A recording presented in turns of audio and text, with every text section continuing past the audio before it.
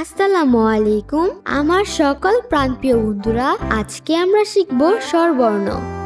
স্বরেও সরায়া রস্যই দীর্ঘই রস্যাউ দীর্ঘ রি এ ওই উ ও।